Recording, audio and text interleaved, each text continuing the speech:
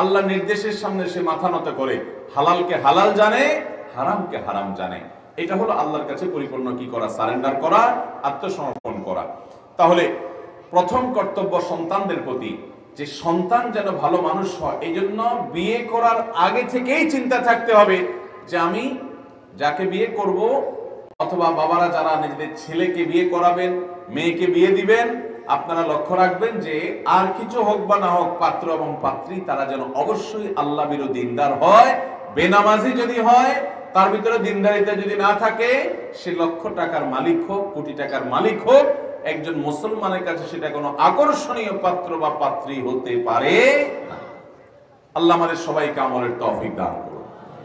ভাইরা আমার, মানুষের অর্থ, মানুষের সামাজিক অবস্থান, মানুষের রূপ লাবণ্য, এগুলোর কোনোটাই সারা জীবন মানুষের কাছে উপভোগ্য থাকে না।